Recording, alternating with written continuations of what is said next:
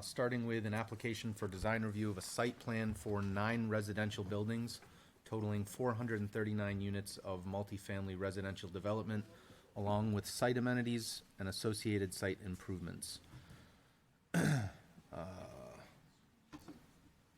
Village on Technology Hill PUD, Londonderry Holdings LLC, owner and applicant.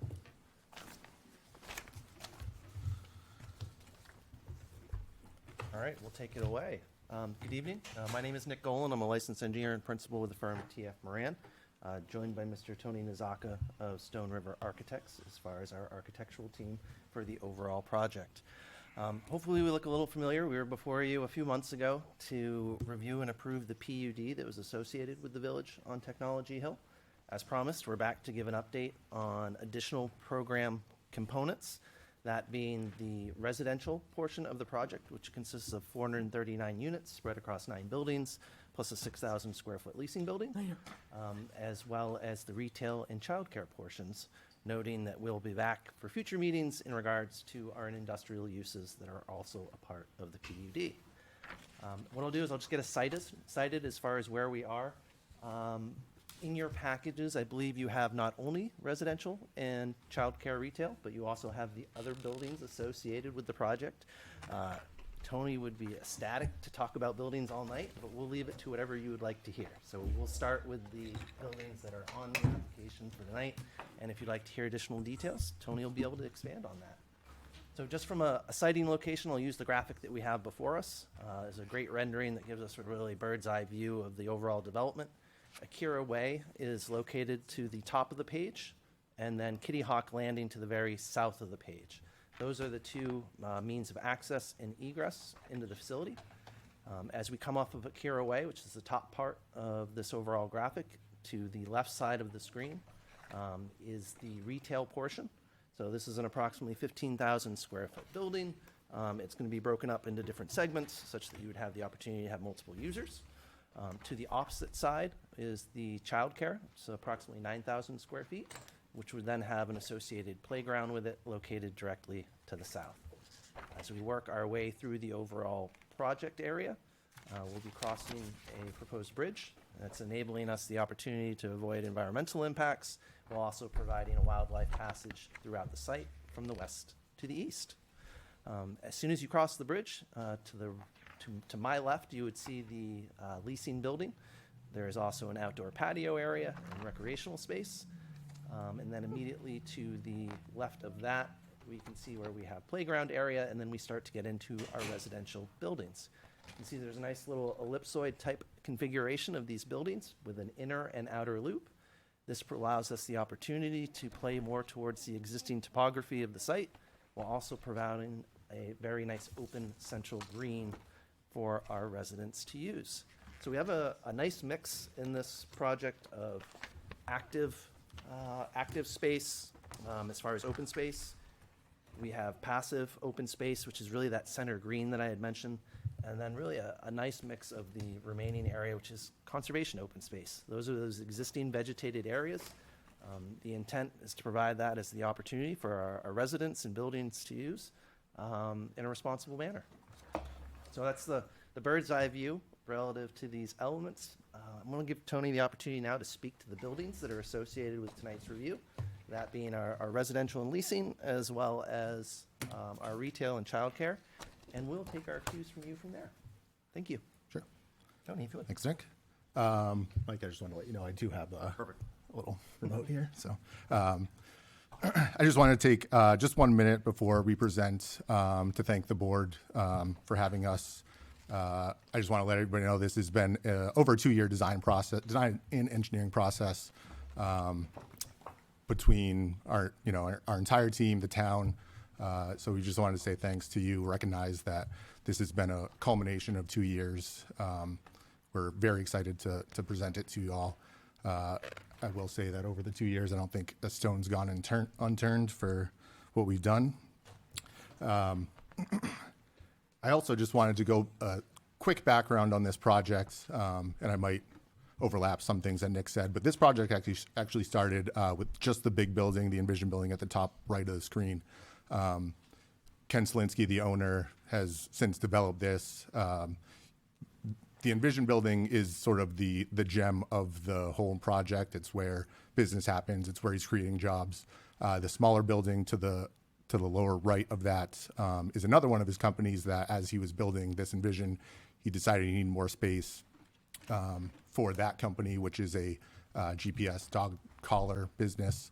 And then as this project grew, he, in his infinite wisdom, decided the best way to attract workers would be to provide housing, which the state desperately needs. That then snowballed into needing site amenities, child's care, an attractive place for people to live. And that is the sort of the culmination of how we got here. I also want to just touch on sort of the theme of the project, is sort of a live, work, grow environment.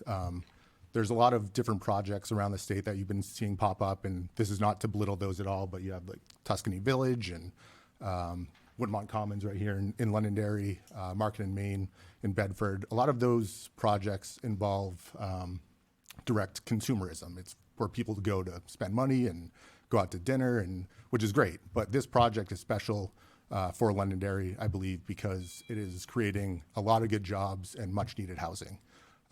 Those are two things Ken and Grace are very passionate about, and I think it's helped make this project what it is. So that being said, Let's talk about some buildings. Come on, this is what they want to hear about. Good backstories. It's an important item, though, because there is a lot of work and effort that's gone into this project. I'm glad Tony took the opportunity to speak to a couple of those elements. But let's give the crowd what they're here to see. Sure.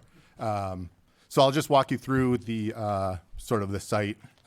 This is one of the main views, as you'll see as you cross the bridge that is crossing over some wetlands. This you kind of see the general feeling of the site. You have your leasing office to the right. You have some residential buildings in the background. To piggyback on sort of Nick's overview, this gives you a good idea of the sites, what the buildings are, how they're situated. You have Akira Way to the top left. You have Kitty Hawk to the bottom right. And then your main corridor spline in the middle. This is the entry to the site via Akira Way, as you'll see. And I did want to preface this, actually. We do have a very robust landscaping plan, but all these trees will take time to grow in. So to make the graphics look good, think of this maybe 5 years down the line. But you'll see as you come into this main entrance, you have your childcare on your left, a little shot of your general store on the right, and then in the distance, you're crossing over the bridge. You have your residential buildings beyond that. From Kitty Hawk is more of your commercial, if you will, entry. The On Point building, which is the dog collar building, is to the corner on the left there. Straight ahead is a general pad site for commercial. And then sort of there in between the trees on the right, you can see the main building, which is Envision, up on the hill there, sort of sitting atop the whole entire site.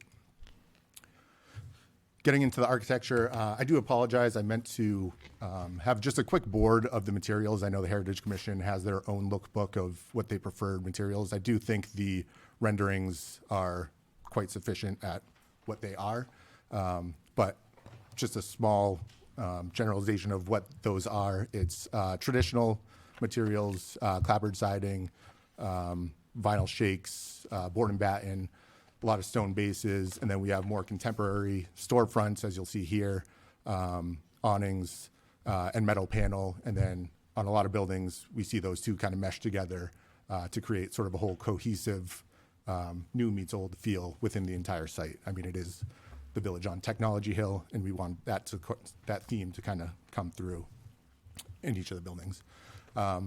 So this being the general retail store, we have some signage there of just a general store, salon, dry cleaning. Those are placeholders at the moment, but we're thinking three to five retail spaces in this building as you enter the site.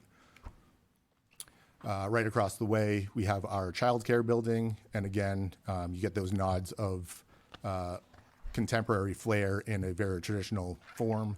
That is also shown in sort of the metal panel gable end there. Some of the larger storefront window openings. And that leads you up to this is not part of this, so should I go through that? Yeah, so you're gonna see a couple of images that just are associated with those other buildings. Tony's gonna make reference to what those are, but won't go into the same level of detail. And if there's additional details the board's looking for, we'll be happy to provide those. Sure. This, we can just kind of go over, but this is the leasing office. The main glass area on the left is a community space where people can come to host birthday parties or events or can have community gatherings. But in a general architectural sense, quickly you can see how this fits in with the architecture of the buildings prior. And then we come to the housing buildings. We have two primary housing types. This is housing type A, as we call it. Housing type B is essentially this similar building, just longer, with more units in it. We've really designed an efficient housing layout, but have made all the amenities that people need today: laundry rooms, nice kitchens. This is a building that has a combination of 1, 2, and 3 bedroom units, and there are 9 of these A and B type housing buildings on that residential loop road. And I just mentioned for the board, just as far as units, so you're looking at a maximum of 55 to a minimum of 43. So there is a little bit of diversity between the buildings. Yep. Speaking to materials and colors, I just want to emphasize that the materials palette we're using, we know the metal panel, clapboard siding, board and batten, as you'll see here. The colors are not set in stone. Those are still being worked on that we'll have for planning board. But the idea for this is that green entry, that color will change on the different building types. So, somebody's coming to visit, or you're saying, I live in the blue building, if you will, or the orange building. That's sort of the idea, to call out some difference between the building and a little variety. And it also helps for the purposes of E911, having that added element of color. Correct. Yep. And these I can just kind of quickly go through. Again, this is the On Point building, high-tech commercial building. This is the pad site. These all sort of have the similar aesthetic, but they're not just the same building plopped over and over again. And the Envision building, which is the main company that will be on this site. And finally, this is the Foundation building. The owners are very philanthropic. You got the idea. And this is basically this would be their home base to do that business, to do that kind of work. And it's also nice because that means they also have a presence on the site. I know one thing that folks worry about is, okay, you've created this development, who's the overseer of it? Having an on-site presence from the ownership is always a nice element. And one thing we do have on the docket, as I've kind of glazed over these other buildings, are site amenities. I think one of the biggest things in designing this, between civil and engineering and architecture and everything, was really truly making this village a desirable place to live. As you saw in the overall aerials and plan views, this village green is sort of the middle area that holds everything together, that you see in a lot of villages, in a lot of cities. There's always a greenway or a common space for everybody to gather. I think that is the most important part of this project. You get a sense of community when you introduce those elements. When you have basketball parks like this, when you have dog parks, this will be a dog-friendly environment. You can be out walking your dog and meet your neighbor, watch your neighbor's dog. And then you have, your overall green space where kids can play, or you can just go out and have a picnic or walk your dog. It provides a nice balance between structured recreation and that passive recreation. So people have the opportunity to be creative. If they want to have a pickup soccer game or football game, they have the space to do so. And having that unstructured environment, consistent with also having a playground, which is more structured, really provides a nice balance for that community. Yep. And there's a handful of other things that aren't shown in this, that aren't rendered. We have playgrounds and exercise yards, walking trails, bike trails within the confounds of the of the village. And to some extent, some of those things will just happen organically. One of the things I think we try to do at times is over-design and say, all right, everybody's going to walk here, this is where I'm going to put the path, only to find out a year in that no one has used that path because there was a quicker route. So some of those elements will allow to happen a little bit more organically Yep. as far as walking paths. But due to the size of the project, it provides that great dynamic. And I think that is as far as the architecture materials go, with those buildings, if there's any questions, I know there was a handful there we glazed over, but, Yeah, is there That is anything that the- we can talk to relative to the buildings Tony's had the opportunity to explain, or just how this project is currently functioning? We'd be happy to share and respond to any of those questions. What is your current timeline for breaking ground? As soon as humanly possible. The reality is we have pending permits. We are waiting for the third-party and town review of our infrastructure package. That's really the big kicking off to this project. It allows them to go out and break ground and start moving earth so that we can shape this development into the buildings and roads that you see in these images. I won't suggest a timeline other than we are very excited to start as soon as those permits are issued. Sure. We have a lot of buildings to talk about, so would anybody like to start the discussion? Not that way. So for me personally, I like that you've included lots of peaked roofs, very kind of quintessential New England type building structure. However, on the Signage Care Center, you've got what looks like architectural shingles for the roof surface. But some of the other buildings, even with the peaked roofs, you've done lots of standing seam metal. We tend to try to shy away from that only because the overall kind of feeling of the town, right, is old Orchard Town. sure. So we really like the shingles, and the look of the signage center, I would say, kind of fits a lot more closely to what we like normally than some of the other buildings that have the metal roof. Sure. The industrial buildings obviously are a little different, their business. I will say one, just comment to that, some of the buildings that strategically have standing seam roof because, Low slope. a majority of the building, every building other than childcare center actually has solar panels on it. And the lifespan of standing seam roofs are 25, 30 years. So, and the solar has gotten so good that you can do low profile panels on a standing seam clip system.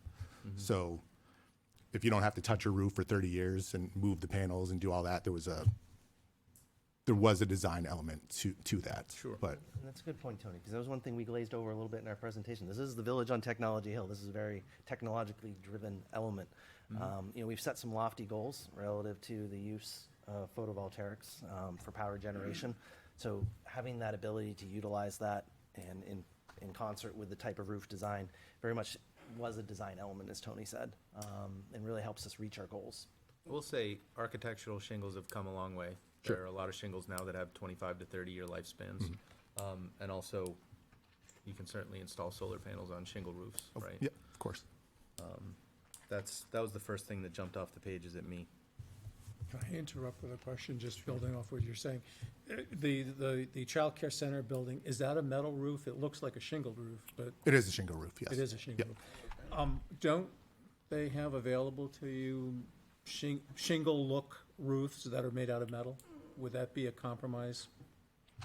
There is. The only reason we chose shingle in this application was because it doesn't have solar panels on it. It's not oriented to take advantage of solar. No, but I'm thinking for these other buildings with the. Oh, I see what you're saying. Could you? Sure. I understand the desire to have the longevity of the metal roof, but we're looking for the appearance of the shingle roof. Is there a compromise there? Could you put something in that made of metal that looks like shingle? Sure.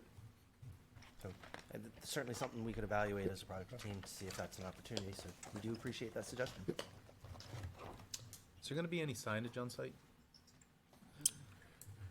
The primary signage is, I don't know if we can go back, Mike, to that. So there's a primary entrance signage identifying the development in of itself. I would assume there may be the need for some additional signage as far as directional. One of the other sign elements that we will have, other than our typical stop signs, will be some turtle crossing signs. We do have an element of environmental care that we're trying to provide here, so there are some wildlife passages that are incorporated, and we've been asked by Fish and Game and have agreed to putting in some turtle crossing signs, just so folks can be mindful that they are there and just to be careful. And it was also a recommendation of your Conservation Commission, I should add. Sure. Is the Technology Hill sign only gonna be at one entrance? As far as designed, yes, but we're not, nothing's really set in stone at the moment. Sure. And it's a monument sign, it looks like, stone. Correct. That's, I mean, it's a placeholder to show some signage. Some of those site amenities, the accoutrement, if you will, of signage and benches and different things still need design and be chosen by the owner.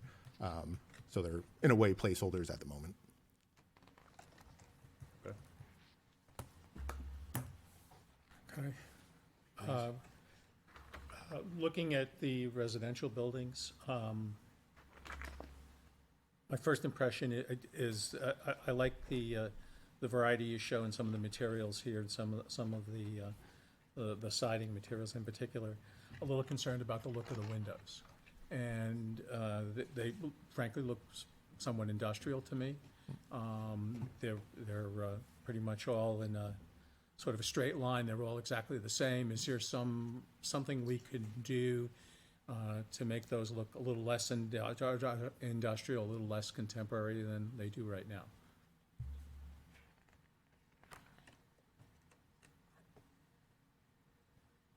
I take his scribbling down very Oh, quickly. I'm sorry. To being, that is something we can certainly evaluate. Yes. Yeah. There is a little bit of a pairing here between our residential uses and the fact that it is an industrial mixed-use development, that we have to provide some sort of transition. I can't say specifically for the architect that the window treatments or the windows picked were for that purpose, but there is a little bit of mirroring between the industrial use and the residential use that they have tried to accomplish. And I believe when we were back here previously for the PUD, that was not necessarily the windows, but that was one element that we were asked, is to try and find maybe a little bit more modern approach to some of the buildings, so that there was a little bit more of a synergy between those uses. But we can certainly evaluate those And window treatments. as far as the windows go, they are traditional double hung windows. They just don't have the grills, which we were cognizant not to have in buildings such as this. But we can certainly take a look at different ideas. We do try to be a little bit of a form following function mindset.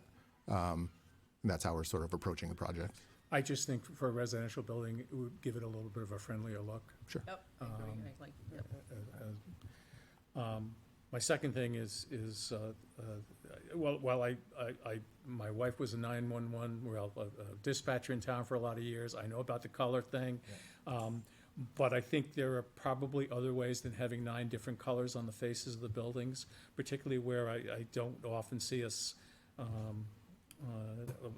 bless greens and blues and oranges. That's generally not on our list, okay?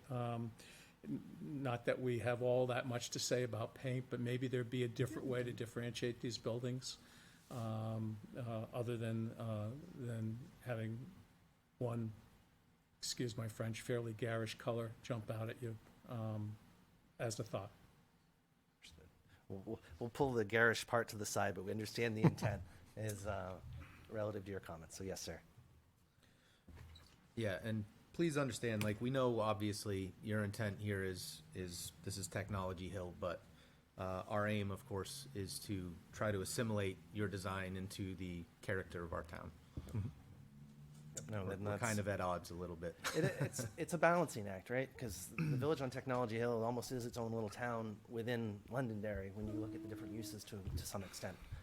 So we want to make sure that we are consistent with our surrounding area, though. So a point well made. Every unit has a balcony, it looks like? Yes. Okay, that's nice. What are the names of the streets? They seem to be all blank, no names. They are. We're working Are on you that. gonna find a particular building and a unit in the building? Well, I'll answer the question relative to the road names. So those are under review currently by the fire department. And as soon as they confirm that some of the names that were chosen by the owner are acceptable, we'll be able to add those to the plans. What's the mailing address gonna be then? As far as how mail will be I'm gonna delivered mail a each. letter to somebody in Building 7 Yes, sir. on the 3rd floor. So say, for example, this is called Envision Way, for example. It would be, I would assume Envision Way, building number 7, unit number XYZ would be my expectation. I believe that's how it's been typically handled between the post office as well as the fire department. But I guess I won't speak out of turn and would assume that would work its way out. Okay. Yeah, that's generally, as Nick said, that's how it is handled. In the leasing office, we do have a package room for Amazon, FedEx, UPS, USPS for larger packages. The entry bridge there, what's it going to be over? Just grass? It's actually over wetlands. Nick can give you Sure. a great stat on the wetlands. Sure. So, just relative to the site as a whole, there's a fair portion of wetlands. So one of our goals was to be as environmentally conscious as possible. So relative to the development of this project, only 0.4% of the wetlands on site are actually impacted. And that's only because there was a 950 square foot wetlands that was man-made, that was within our development that we just couldn't avoid. And it wasn't of such significant value, bless you, that it would make sense to try and keep. So what are we crossing? It's basically a valley. It's a wetland in name, in that it's not a stream or river or otherwise. But in order to avoid that impact, both to wetlands as well as to preserve wildlife passage, as well as to provide nice aesthetic to the entrance to the facility, the owner elected to install a bridge. Okay. Yes, sir. Mr. Butler? With regards to the apartment buildings, I agree with you. I think the colors are just gonna be too bold, and they really don't meld with what we're trying to achieve in town. To soften it up, and I know developers don't like to hear it, but maybe putting shutters into the windows instead of having that stark, plain concept. The other thing too is, what's the material between the balconies? Is that also a metal panel? Yes. Also a metal Yes. panel? So if you can envision the form, the two-tone form as sort of the traditional box, and then the that's a mechanical room, the entry, those are the metal panel applications. And I do want to just touch again on the colors. This is a placeholder. The color palette Understood. is, Understood. Yeah. So I think, as far as I'm concerned, if we can work on maybe possibly seeing renderings with shutters on it, find a different material for the metal. You know, these are homes. These aren't industrial office buildings. And if they can go back and take a look at that, see what they can come up with. Everything else to me appears to be in pretty good shape.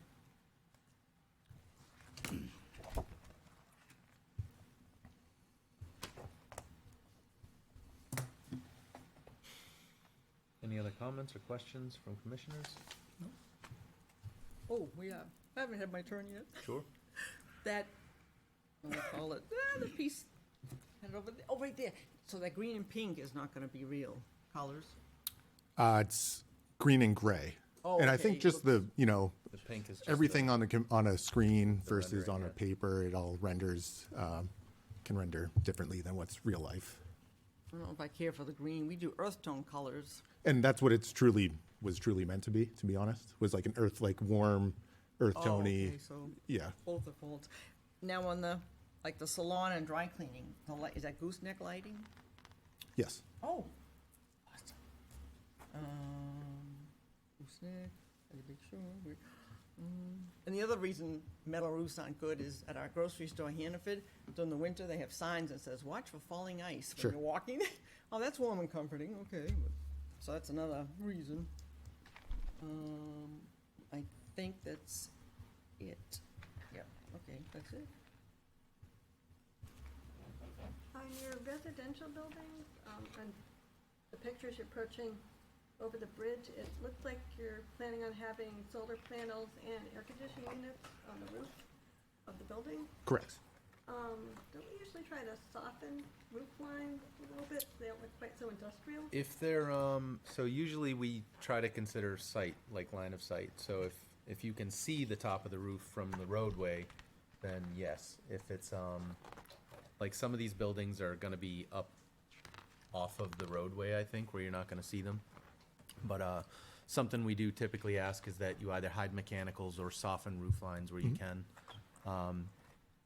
A lot of those, I think, in the design that are kind of look boxy like that are actually industrial buildings, though.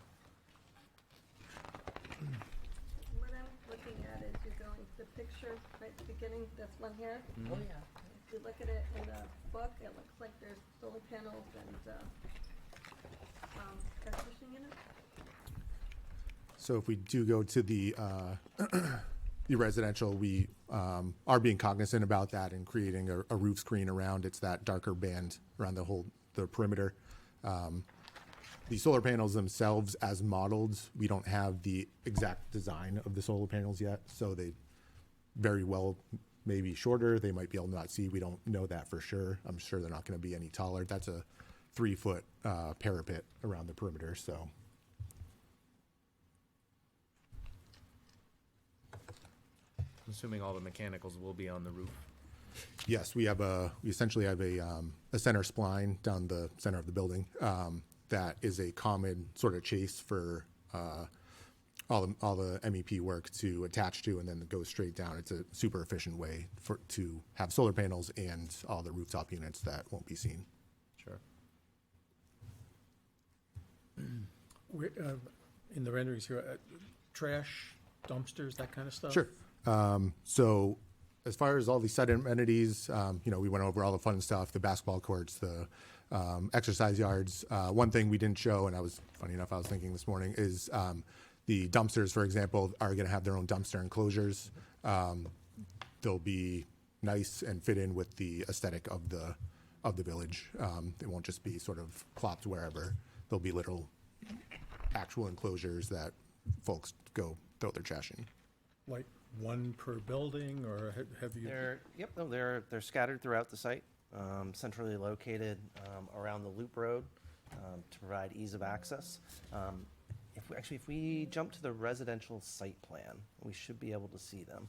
And in some cases, we've actually been able to use the natural grade so that we can almost hide it into that slope, so that enclosure is really a mounded system.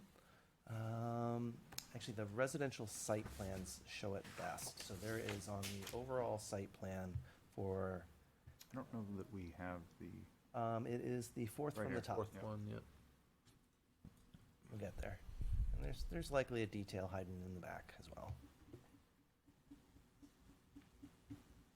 And if we go to the site layout plan actually that drawing right there shows one. So if we look at the lower right hand corner, just about an inch or so to the right of where your mouse was, we can see where one of those enclosures is built into the exterior loop road. So if we scroll down just a little bit to see the exterior, just to the right, you can see where that dumpster pad is located. So what those contours symbolize is that essentially that enclosure is built into a slope.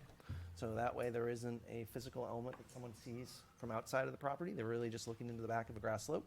And it also provides the opportunity for the ease of access from their building to that dumpster pad.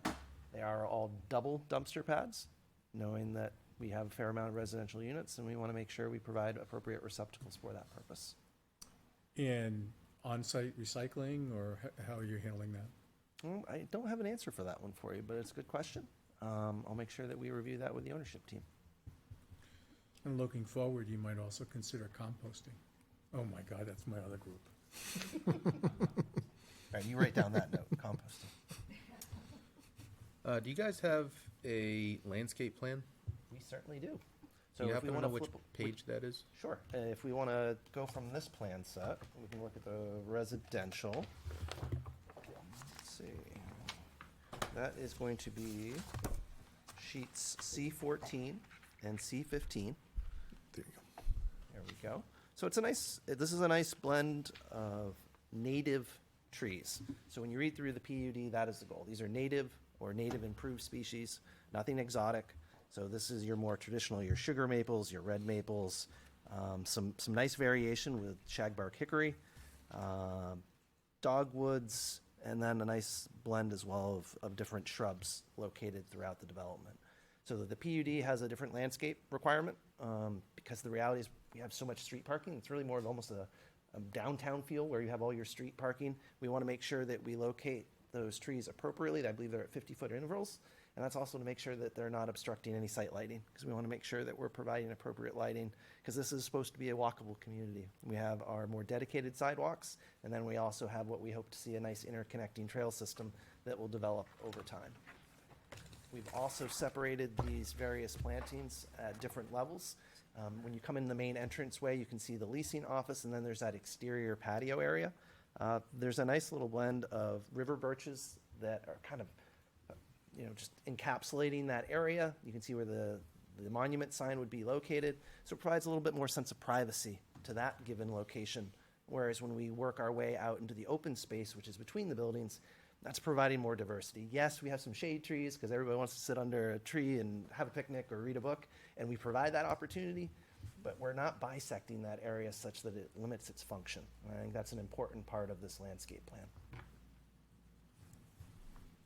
Do we have purple lilac in there? They do. Oh, you do? Okay. We I didn't see do. it. I didn't Seringa see it. vulgaris. We know what town is we're right in. on there. Oh, I don't, okay, good. I got one more thing.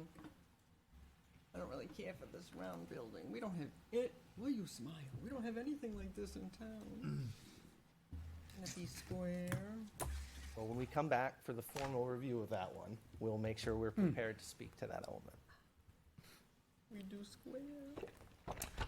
EV chargers, charging stations? Not at this time. We're working on the infrastructure as to how that could be accommodated in the future. So that basically trying doing the master planning for, okay, if we want to incorporate these, how do we do so?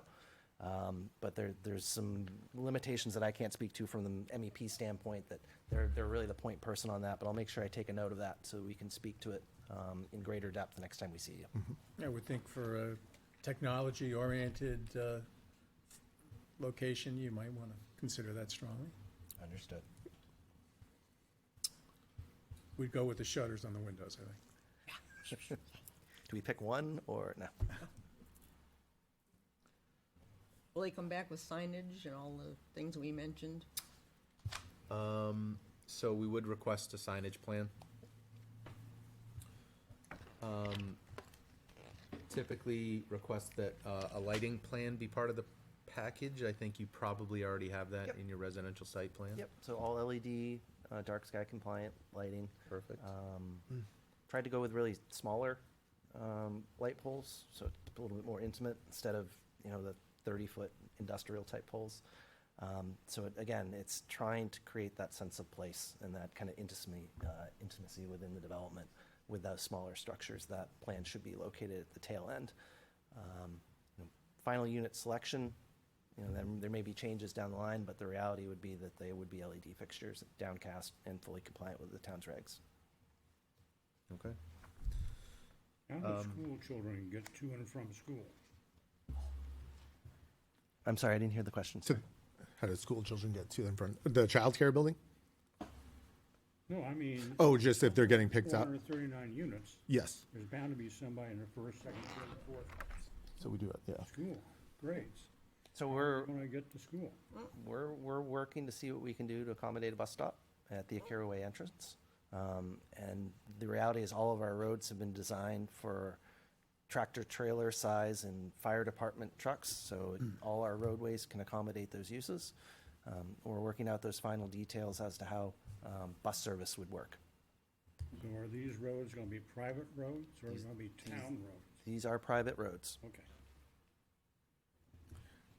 Something we've seen in a couple of our other newer developments are, for the bus stops, are something enclosed. This is New England, and we do tend to get some nasty weather here, Yep, so. so this is our design review submittal, our final submittal. We're looking to incorporate that along Akira Way, because we would agree, that's a nice enhanced benefit. And our weather can be a little tricky at times, so it's nice to have a place to get out of the elements. Question. With regards to storage, we have, 400 units here we're looking at. Any consideration for storage if these people have boats or ski-doos or whatever, bicycles, so on and so forth? Is there any place on the property that they're gonna be able to, or are they gonna have to go outside? So relative to the intended, that intended element of this project, the idea is this is not a storage facility. Although driving through town, I saw many self-storage facilities that will have that opportunity. So knowing that that's there, it didn't seem as if it needed to be an element to be incorporated into this project. But a good point nonetheless. No garages, correct? No, sir.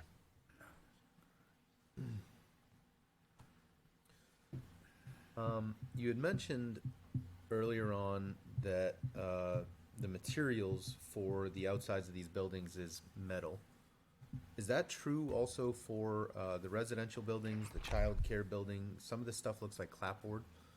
So there, yeah, so to review the materials again, I guess I can, just taking a step back of the overall theme of the village is we're looking at it sort of as, a contemporary village, and how we define that is we defined it, the Envision building, the large building, as, think of it as a modern mill. You have these classic buildings, classic New England villages. What sort of built those villages? It was the big brick mill building by the river. We're sort of redefining what a contemporary village is in this case, and the Envision building is, quote unquote, the modern mill in this. So what we're doing is we're substituting the brick of those buildings for a metal panel, and then we're using that material to then give splashes of that modernity throughout the entire village. So you see pieces of it in the childcare, in the leasing office, in the residential, but then bringing in those traditional materials sort of blends the two together. Okay, so you do have some other traditional materials Yes. also on those buildings. The only buildings we don't have the traditional buildings would be like the big Envision building, the buildings, On Point building, yes. Okay. So it's metal clapboards?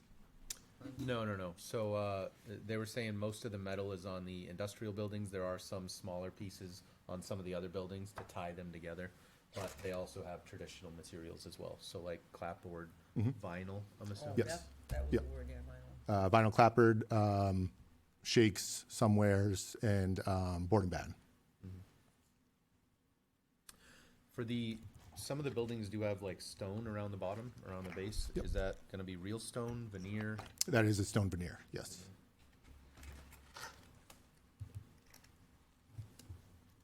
Is there any sort of planned access to the woodlands around the cleared area? Is there any planned access to the woodland area? The short answer is yes. What we'd very much like to do is incorporate a park course. So various locations that people can exercise and work out. The reality is it's tough to plan for that before the development's really built. So in lieu of trying to accomplish that goal now, once the project is operational, we'll have the opportunity to evaluate how best to incorporate those elements. But long story short, yes, the expectation is we will be able to use those conservation spaces, those open spaces, as an amenity to the site. We just want to make sure that our residents can use it responsibly. And is there going to be access from Kitty Hawk Landing? There is an access road from Kitty Hawk, which is from the southerly more portion of the site.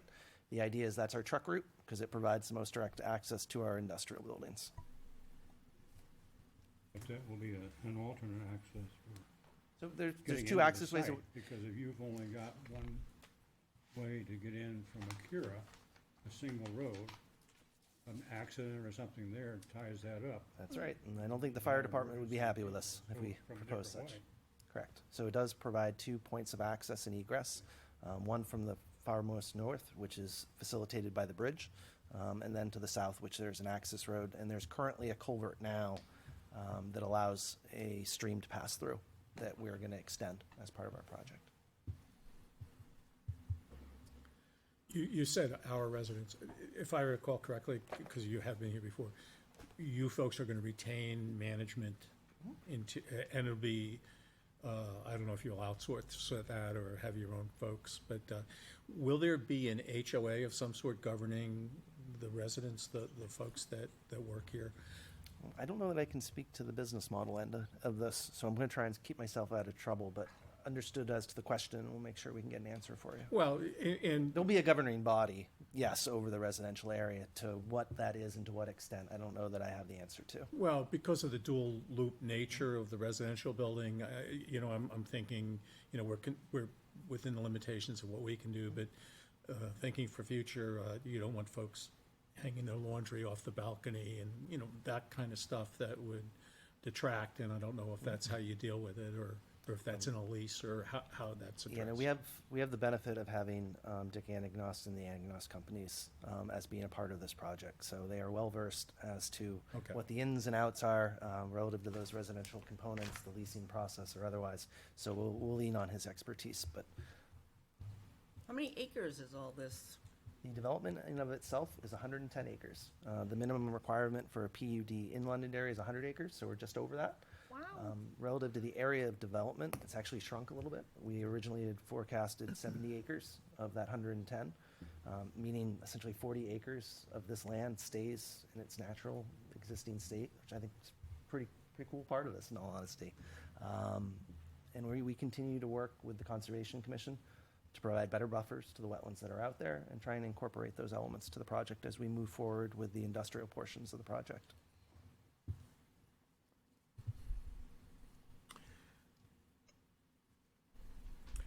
At what point do you envision finalizing materials and colors and that kind of stuff? Sometimes it's helpful to us if we get Snapshot? actual samples and things. As far as the timing for going before the planning board, so we have both of these packages have been into the town. Really, you know, they've been there for a bit, but the reality is we needed our PUD approved, and then we needed our infrastructure approved before it really gave the town to truly review those elements. As soon as we have review comments from the town, we expect to be able to resubmit both of those elements for planning board final review. So, what do you think, Mike? No. No, so the reality is it's very short window. We're looking to make those resubmittals as soon as we can. Okay. Any further questions or comments from commissioners? All right, I do have a few notes. Yes, sir. We would like to see shingle roofs rather than the standing metal seams. If there's some kind of compromise there, that's great. Softer earth tone color palette, specifically regarding the bright green. We would like to see color and material samples, or at least renderings that you're sure are representative of the final colors. I'd love to see you submit a signage plan. And we did make a suggestion regarding the enclosed school bus stop, which I think you're already probably planning on. Yeah, no, I think it's gonna be an important element. That being said, those things will require, yes, sir, I'm sorry. sorry? I promise I won't do this all night. Windows, we need a just comment gonna on. Oh, Say yes, that. actually, I missed that note. Gonna say that, yep. We would like to see a little bit more of a softening of the windows, perhaps with lights or shutters as part of the design package. And window panes, we want more panes, more, Lights, right, yeah, the grids. yes, yeah, I say More pane. buttons. I couldn't remember the name, David. I couldn't remember the word. So if I heard that correctly, Mr. Chairman, we're looking to soften the windows. We're gonna give the architects a little bit of latitude, let them use the tools in the tool belt to figure out how we accomplish that. Exactly. Okay, but we appreciate the recommendation. so we know we Yeah, have some options. shutters, lights, those are just our recommendations, but obviously it's up to the designer.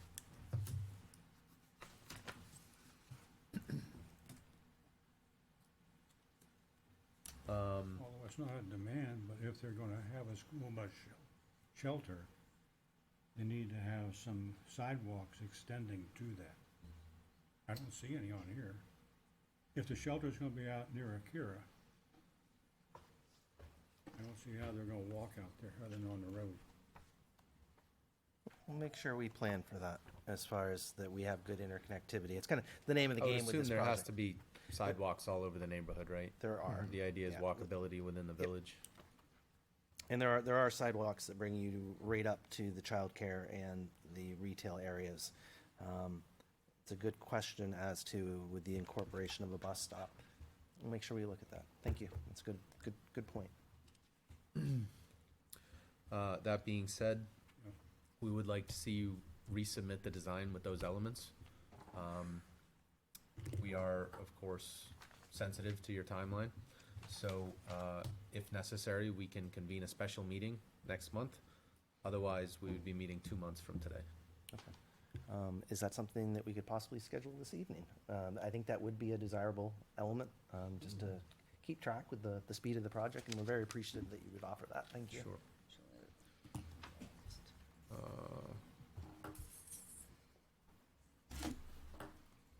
When do you guys think you'll be ready? I'm happy to answer him, but Tony, I get myself in trouble with the. I mean, I architect don't want to now. answer, I don't want to answer for you, really. With So, Come on, guys. Our schedule is driven by the design review comments. We're Right. hopeful to have those in the very near future. Do you know when you're gonna get those comments yet? Unfortunately not. We know everybody's working hard to get those finished. So as soon as they become available, we will work as efficiently as possible as the engineering team to address those comments. And then that gives Tony the opportunity to provide those materials. When I think about it from, I guess, the engineering standpoint, well, I'll talk with Mike. We'll figure out the best way to make sure that you have a final review package for you for that next meeting. I would assume a meeting somewhat consistent with this time frame would probably be appropriate. yeah, I was just within the looking, it month. would be August 22nd. That's perfect by me. Lo and behold, I'm not somewhere else that night. I'd love that. That'd be great. It's August 22nd. All right. And thank you again for offering that. That's very helpful. Absolutely. All about compromise.